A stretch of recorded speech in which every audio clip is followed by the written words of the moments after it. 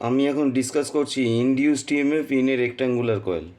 একটা rectangular coil আছে, rectangular কয়েলের এরিয়া হচ্ছে এ, এবং এ ভেক্টরের ডিরেকশন হচ্ছে এইদিকে, এবং বি ভেক্টর অর্থাৎ ম্যাগনেটিক ফ্লাক্স ডেন্সিটির ডিরেকশন হচ্ছে এক্স অ্যাক্সিসের পজিটিভ দিক বরাবর, এবং এর ডিরেকশনও সেদিকে। অর্থাৎ কয়েলটা একদম পারপেন্ডিকুলারভাবে রাখা আছে ম্যাগনেটিক ফিল্ডের ফ্লাক্সের সঙ্গে, অভিমুখের সঙ্গে। তাহলে ম্যাগনেটিক ফিল্ডের অভিমুখ এবং কয়েলের অভিমুখ একই দিকে। এইবার ধরা যাক কয়েলটা থিটা ডিগ্রি কোণে মোচড় খেলো। থিটা ডিগ্রি কোণে যদি কয়েলটা মোচড় খায় এই ম্যাগনেটিক ফিল্ডের মধ্যে, তাহলে এখানে এ ভেক্টরটাও থিটা ডিগ্রি কোণে ঘুরে যাবে। তার মানে বি ভেক্টর এবং এ ভেক্টরের মধ্যবর্তী কোণ হবে থিটা।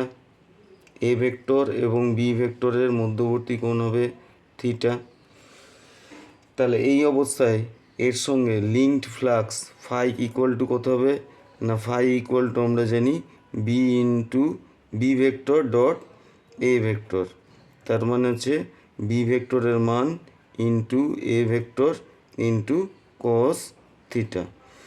তাহলে এই সময় এর সঙ্গে ফ্লাক্স জড়িয়ে আছে এত।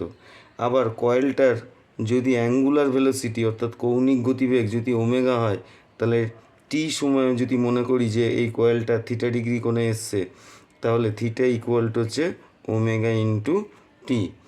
তাহলে আমরা এখানে লিখতে পারবো কি না, phi equal to B into A into cos omega টি।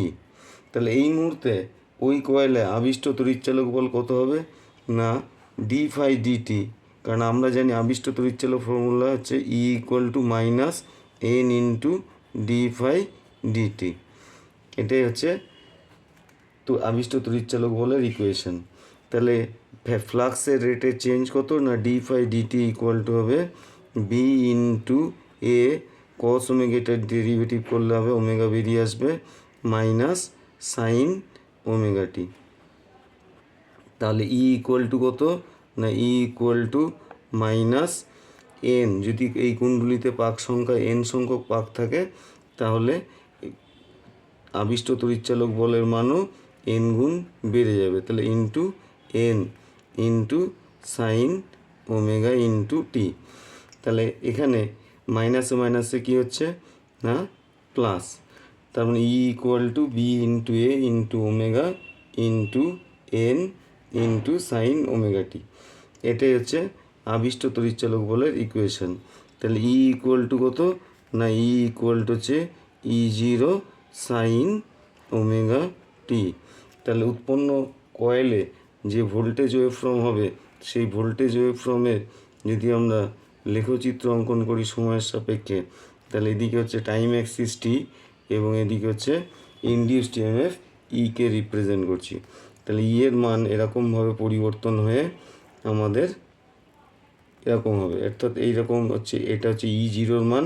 এবং ই জিরোর মান কোন কোন বিষয়ের উপর নির্ভর করছে, ম্যাগনেটিক ফ্লাক্স ডেন্সিটি, আর্মেচার কুণ্ডলীর ক্ষেত্রফল, ওমেগা অ্যাঙ্গুলার ভেলোসিটি এবং number of turns in the coil. অর্থাৎ আবিষ্ট তড়িৎচালক বলে সর্বোচ্চ মান এই চারটে ফ্যাক্টরের উপর নির্ভর করে ইন্টু সাইন ওমেগা টি। যখন থিটা ইকুয়াল টু 0 ডিগ্রি, তখন আবিষ্ট তড়িৎচালক বলের মান হবে 0। আর যখন থিটা ইকুয়াল টু 90 ডিগ্রি হবে, তখন আবিষ্ট তড়িৎচালক বলের মান হবে সর্বাধিক। আর যখন থিটা ইকুয়াল টু হবে 180 ডিগ্রি, তখন আবিষ্ট তড়িৎচালক বলের মান হবে 0। এবং যখন থিটা ইকুয়াল টু হবে 270 ডিগ্রি, তখন আবিষ্ট তড়িৎচালক বলের অভিমুখ পাল্টে যাবে, ই ইকুয়াল টু হবে মাইনাস ই জিরো। তাহলে এটা হচ্ছে মাইনাস ই জিরো। এবং টি যখন কয়েলটা 360 ডিগ্রি ঘুরবে, তখন থিটা ইকুয়াল টু 360 ডিগ্রি এবং স্মল টি ইকুয়াল টু হচ্ছে ক্যাপিটাল টি। সেই সময় আবার তড়িৎচালক বলের মান 0 হবে। That's all.